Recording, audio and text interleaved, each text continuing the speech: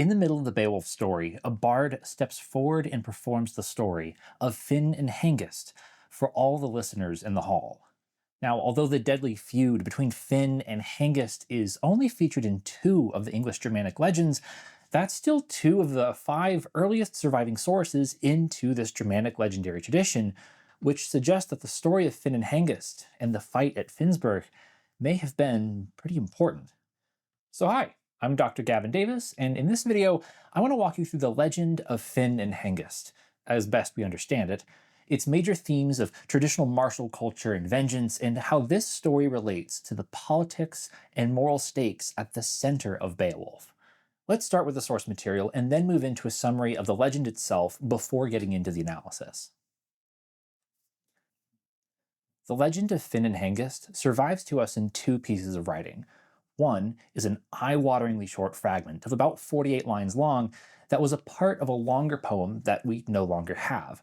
We call this fragment the Finnsburh Fragment because the action takes place at the home of Finn, Finnsburg. The other mention of the feud between Finn and Hengest comes to us from the middle of the Beowulf poem when a bard steps forward to entertain everyone with a story. This excerpt, which is kind of like an extended flashback, is about 90 lines long, and you can probably find it in a copy of Beowulf you already have, between lines 1063 and 1159 or so. So the Finnsburh Fragment is the poem fragment, and the Finnsburg episode is the bit from Beowulf. And both of these seem to refer to one legendary event, which we can call the fight at Finnsburg, or the story of Finn and Hengest. Now, the episode and the fragment together only come up to about 140 lines of poetry. They begin in the middle and end without telling us much about the final resolution, so the effect is like trying to make out family drama from generations ago. No complete account exists, and you're just trying to make out what happened from people who heard it from somebody else. Still, folks who are better at this than me have been able to work out roughly what the plot appears to have been. So let's first summarize the legend, and then we'll get into an analysis of the major themes. Once upon a time in a land far away, so northwestern Europe, sometime in the 6th century or so, there were two tribes, the Danes and the Frisians, and they did not like each other. The chieftain of the Danes was called Hnaf, and the Frisians were led by a man named Finn. To try and put a stop to the ongoing warfare, a marriage agreement was made that they hoped would reconcile the warring families. Hnaf's sister, Hildebert, would move to Finnsburg and marry Finn. This kind of marriage agreement was a common way of trying to reconcile warring political groups throughout the Middle Ages, and we even see it in Game of Thrones. And for a while, Hildebert's marriage seems to have worked to bring peace between the houses. And what's more, an allusive line in Beowulf says that Finnsburg was where once Hildebert held the greatest worldly joys, which suggests that Hildebert may have even been happy with her life with Finn and the family she raised with him. Years pass, and Hnaf decides to visit his sister in Finnsburg, so he leads a sizable retinue of his Danish household guard to the home of Finn when tragedy strikes. We're not sure precisely what causes it, but violence breaks out between the Frisian hosts and the Danish guests, and a bunch of people die, including one of the sons of Finn, as well as Hnaf himself. Remember how this whole marriage between Hildebert and Finn was supposed to stop the feuding of the Frisians and the Danes? Well, now, with Finn's son dead, and the Frisians desperate for vengeance against their guests, and Hnaf dead, leaving the Danes desperate for vengeance against their hosts, what is left is an explosive tinderbox of fury and bloodlust between two houses that are supposed to be wedded to one another. This is what the Beowulf poem would call kin strife, the greatest calamity that could befall two houses, a blood feud. Then, just to make it all the worse, winter sets in, and the sea freezes, meaning the Danish guests are stuck in Finnsburg, and they cannot leave. There is, literally, no way out. This is about where the Beowulf poem picks up the Finnsburg legend. The bard tells the story largely from Hildebert's perspective, a poetic choice that heightens the tragedy of what occurs since Hildeberg is the most sympathetic to both sides of the fight. Her marriage was supposed to keep this kind of conflict from happening, but the people who are at war with each other are literally both sides of her family. And the casualties now include her brother and her son. After describing the funeral of Hnaf, leadership of the Danes falls to Hnaf's second in command, a loyal warrior named Hengest. The Finnsburg episode tells of Hengest's attempt to end the conflict by sailing away from Finnsburg on the icy seas, but since this attempt fails and the Danes are stuck in Finnsburg, Finn and Hengest attempt to draw up terms for a cessation of hostilities so that both parties might survive the winter. Under these terms, Finn will give the surviving Danes a hall at Finnsburg to spend the winter in. Finn will also honor the Danes with gifts and vows and so forth to try and make amends for the violence that has occurred. Remember, at this point, the Frisians have also lost a lot of men, and they don't have the manpower to defeat or oust the Danes who are stuck living with them. In return for a place to stay and food to eat, the Danes will not attack their Frisian hosts, and nobody will try and stir up the conflict. So, with vengeance for his slain lord eating away at him, Hengist, the leader of the Danes, gets the whole winter to just sit and think about his honor, his oath of loyalty to Hnaf, and his hatred of the Frisians. And when spring comes, Hengist can't take it anymore. The Finnsburg episode tells us that one of Hengist's men who shared in the burden of vengeance placed a sword on Hengist's lap, and that this action was enough to rekindle the violence. If the Finnsburg episode in Beowulf is mostly summary, the Finnsburh Fragment, the short poem fragment, offers a glimpse into the final battle with a bit more detail. Some of the specifics are fuzzy, but the fragment seems to depict a war host of torches coming to the great hall where Hengist and the Danes have barricaded themselves in. And the poem suggests that this army of the Frisians looks like a dragon. Hengist encourages his men to the fight, the 60 who are left, and they take their places for the last stand where they will either avenge the death of Hnaf or die in the attempt. The Finnsburg episode in Beowulf summarizes the end of the story. Hengist and the Danes are victorious. Hildeberg is captured. Finnsburg is looted. And Finn himself is killed in his own home. It doesn't take much to see that the fight at Finnsburg is sad, but it takes a level of closer analysis and an awareness of the competing ethics at play in order to fully appreciate the nature of the tragedy that occurs. The fight at Finnsburg transgresses the ancient ethics of hospitality, but in order to get at the engines of the kin strife that drives this transgression, I need to introduce a topic that is easy to oversimplify and tricky to get right, and that is the concept of honor. Now, honor is a slippery term that means lots of different things to lots of different people, so let's focus on what it meant in the context of the traditional warrior culture of the Germanic legends. The most famous record of pre-Christian Germanic warrior culture comes from an excerpt of Tacitus's Germania, in which the Roman historian describes the social structure of the first century Germanic tribes. Here's that section from a translation by Herbert Bernario, in which Tacitus describes the comitatus, the relationship between the lord and his men that was central to this warrior culture. This constitutes their honor and strength, always to be surrounded by a great band of chosen young men. This is prestige in peace and protection in war. When they have come into battle, it is shameful for the chieftain to be excelled in valor, shameful for the entourage not to match the valor of the chieftain. Furthermore, it is shocking and disgraceful for all of one's life to have survived one's chieftain and left the battle. The prime obligation of the entourage's allegiance is to protect and guard him, and to credit their own brave deeds to his glory. The chieftains fight for victory, the entourage for the chieftain.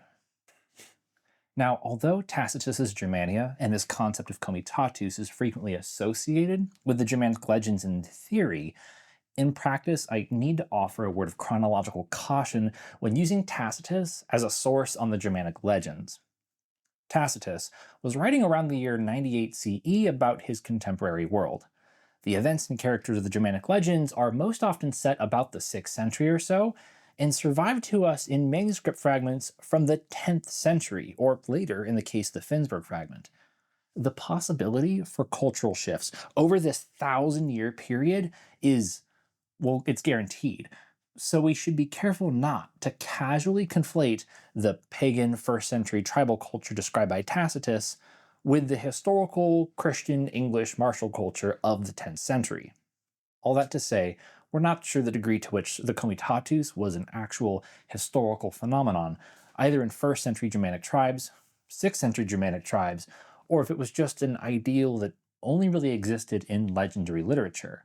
But even as a literary phenomenon, this relationship between a lord and his warriors is visible throughout the Germanic legends as a traditional theme.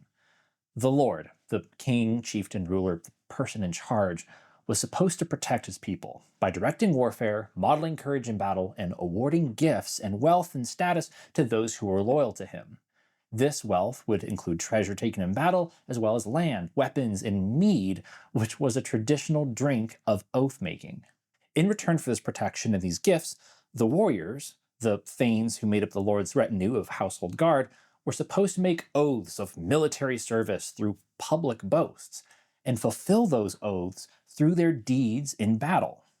In doing so, warriors could win fame for themselves, which was often the end goal of the warriors in these legends. In theory, this system of honor exchange is supported by a robust sense of vengeance, which was supposed to protect you and your household. If you are attacked, your lord will protect you with his many loyal warriors. If your lord needs protecting, you become one of the many loyal warriors in your lord's service, and by reinforcing your loyalty with the exchange of goods and a sense of honor, this becomes a kind of rudimentary early medieval social insurance. What's more, with vengeance at the forefront, the promise of mutually assured destruction in the case of a bitter fight to the death is supposed to deter your enemies and keep the worst possible scenarios from happening. So the legend of the fight at Finnsburg does a couple things. First, it illustrates this traditional warrior culture. And second, it shows that this traditional warrior culture does kind of a miserable job at keeping everybody alive, since the maintenance of honor becomes the engine that drives the perpetual cycle of violence and suffering, rather than giving everyone a way out. Sure, Hengest wanted to leave well enough alone and take off with the surviving Danes. The men were weak and they had transgressed the ethics of hospitality and they had broken so many treaties.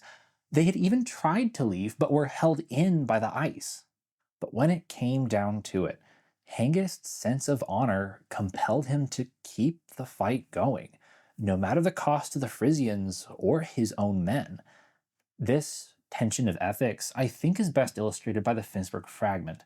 As the battle draws near its conclusion, the poem directly references the exchange of mead, the traditional drink of oath-making, for the promise of vengeance that motivated the Danish warriors to the fight. Raven wandrode, swerten cialo brun, swerd leo mastod, swilch al Finnsburg furenne ware. Nu je fran ich nafre, worthle kurat ware hilde, 60 seger bjarna selje bæren. Ne nefre swanas hvitne medo, selfraguldan, thon knafguldan his hagestaldas. The dark, sallow raven wandered. The gleam of swords stood as if all Finnsburg were on fire. I have never heard of worthier men in battle than the 60 well-behaved victory warriors, nor never sweet mead fully repaid than Hnaf himself paid his young warriors. This passage presents the ideological tension at the core of so many of the Germanic legends. On the one hand, it acknowledges the victory earned by the courageous Danish warriors who, in their fight, fulfilled their promises made in the mead hall to their slain lord. They have, technically, fulfilled their win conditions and won their renown. On the other hand, this passage makes absolutely clear the tragedy of this victory, which has come at enormous cost. Sure, the mead has been repaid, but the great hall of Finnsburg burns, and the raven, one of the traditional beasts of battle, circles above, waiting to feast upon the slain. It doesn't take much to see just how fragile this system of vengeance and honor might be, and how awful outcomes are not just possible, but pretty much guaranteed. As a literary, social construct for winning honor, the traditional practice of honor exchange, comitatus, and fighting to the death works just fine, I guess. But as a means of keeping people from perpetuating endless cycles of blood feud, the honor of vengeance is a catastrophe. When you encounter the legend of Finn and Hengest in the Beowulf poem, it occurs at a moment of celebration. Beowulf has just slain Grendel, and the hall is feasting when the bard steps forward to tell this real downer of a tale. The poem tells us that after the bard finishes, noise in the room picks back up as the sounds of happy conversation once again resumes. Which leads us to the question, what was all that about? And why tell the Finnsburg episode at this moment in Beowulf?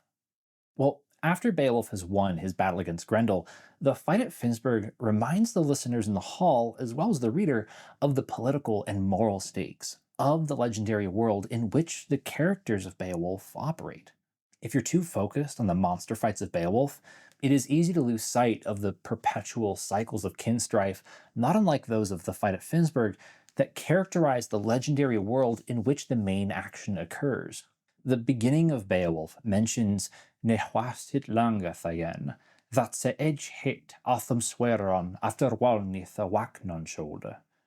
It was not long, then, until the sword hate of sworn in-laws should awake after woe strife.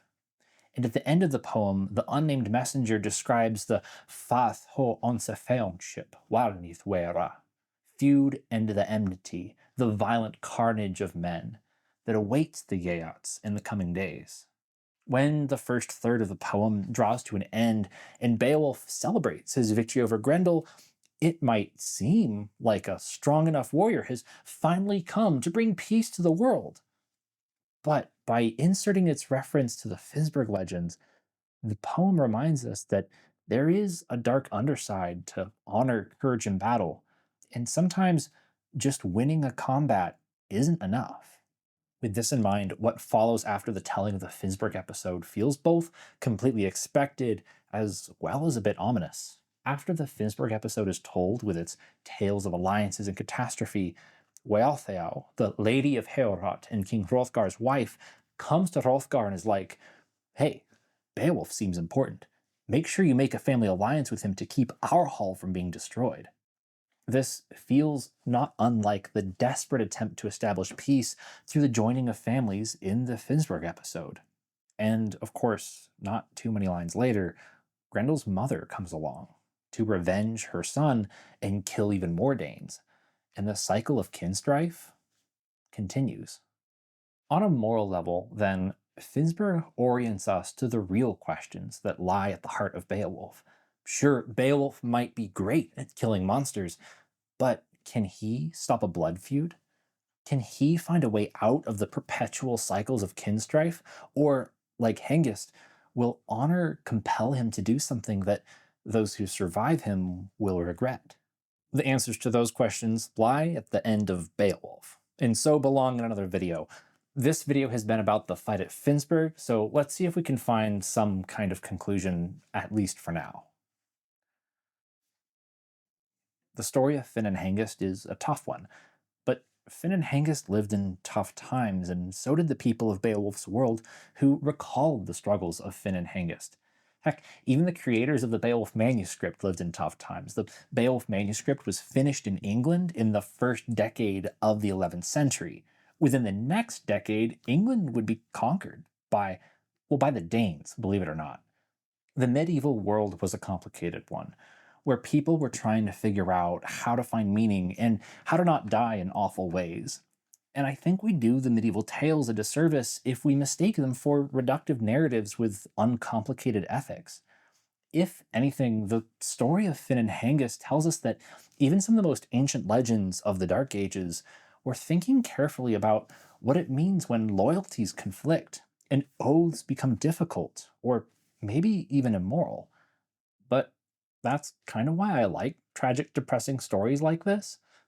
Back when I was in graduate school in the days of the Great Plague, we kept saying that we lived in unprecedented times, and yeah, some things are pretty crazy, putting it mildly. And yet, the more I learn about people who lived and what they thought about so many years ago, the more I'm struck by the through lines that connect us to the experiences of people across centuries the world over.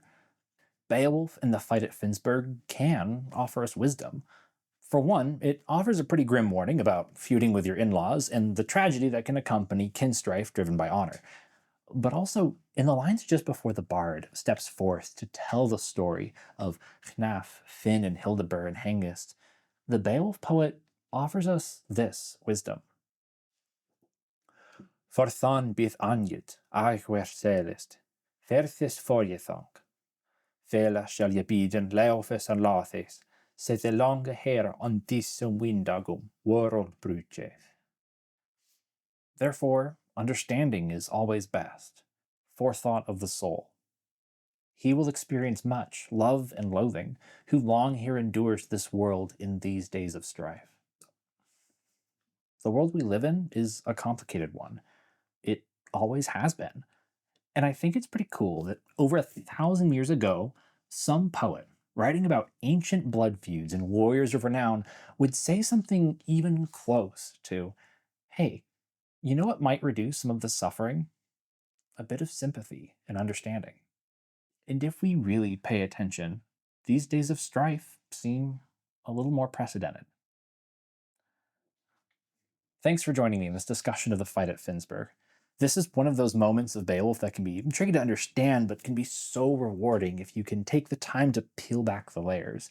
There are lots more moments like this in Beowulf and in medieval literature generally, so be sure to like and subscribe if you want more discussions of old books with swords in them. Speaking of which, for this video, I drew material from my studies in graduate school in which I used some pretty intense critical editions, specifically Kleber's Beowulf 4th edition and Joyce Hill's Old English Minor Heroic Poems. But these are in Old English and don't include translations. So if you're looking for a solid modern English edition to read for your own collection, I highly recommend Beowulf, 2nd edition by R.M. Liuzza, affiliate link below. This edition includes both the entire Beowulf poem as well as the Finnsburh Fragment in the appendices, and I regularly use it to double check my own translations. In a future episode, I'll do a review of Tolkien's edition of Finn and Hengest as well. Until then, I'm Gavin the Medievalist, and I'll see you next time.